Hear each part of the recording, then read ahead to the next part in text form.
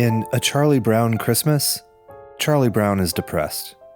He doesn't feel very uplifted by the approach of Christmas, ostensibly because it has gotten commercialized, but really, as he admits to himself early in the special, it's because he thinks that no one likes him. So why do we have to have a holiday season to emphasize it? Charlie Brown's self-derision is healed in the end by the kindness and closeness of his friends, but many more people besides Charlie Brown struggle at Christmas time, either because they also think that nobody likes them, or else because the memory of lost loved ones becomes more painful now, or else because the changes they're seeing all around them, the increased crowds and clamor, the repellent, false sentimentality and self-interestedness of actual commercialization, or the growing darkness, both spiritual and literal, just puts extra stress on them. I think it's both common and completely okay to feel a mixture of happiness and sadness on and around Christmas. Life itself guarantees a mixture of both, and Christmas has a way of concentrating, even representing in a fractal way, life itself. One of the main points of Christmas, after all, is not that it's all light and joy, but rather light within darkness. It's actually just a tiny pinprick of light that breaks into an otherwise comprehensive darkness. What makes it worth celebrating is that pinprick of light comes with the promise to expand, wider and wider, until eventually it conquers the darkness entirely. Christmas is a balance of acknowledging the tininess of the light's entrance with the greatness of its promise. But that balance, or else that tension, can be really difficult to hold together, especially when what most occupies our immediate experience, externally or internally, is like the streets of Bethlehem on that first Christmas night, mostly dark. In those dark streets shineth the everlasting light, says that sweet as syrup Christmas carol, O Little Town of Bethlehem, in its noble sentimentality. But it concludes that verse with the line, "The hopes and fears of all the years are met in thee tonight."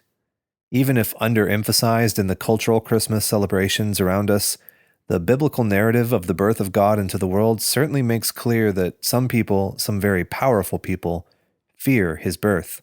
King Herod, so-called, slaughtered an entire city's population of male children aged 2 and under because of his fear of the birth of the true king. But he was neither the first nor the last example of a dubious power structure trying to stamp out the advent of a legitimate power come to supplant it. We all, in fact, have within us little structures built up here and there that guard little secrets or keep out tough questions or maintain facades of strength or artificially inflate our egos. And we'd all rather not, if we're honest, face the dismantling of those little dubious systems by meeting the cold, hard truth. Alexander Solzhenitsyn rightly pointed out that the line separating good and evil passes not through states, nor between classes, nor between political parties either, but right through every human heart, and through all human hearts. But that line separates not only good and evil in a moral sense, but goodness and badness in a more general sense too.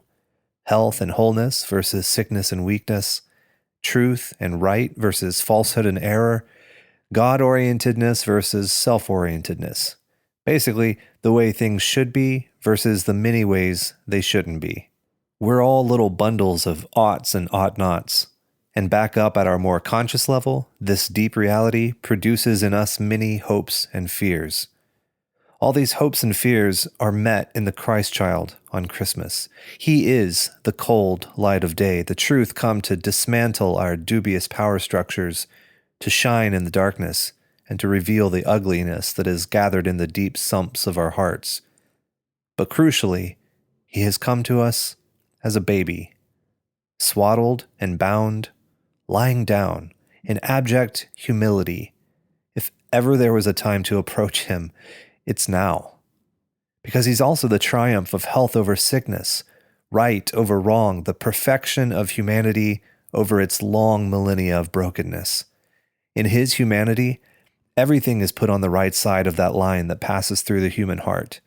He is the new man. And as one meek and approachable as a little bitty baby, we have access to him and his perfected humanity, and through that, to the inner life of God. When we sing in our hymns and carols, O come ye to Bethlehem, O come all ye faithful, O come let us adore him, we can't help but come with both our hopes and our fears, with everything inside us, regardless of what side of the line it falls on. We don't have to have it all sorted out in order to come. We merely need an opening in our heart for him, even just the size of a pinprick. He can fit.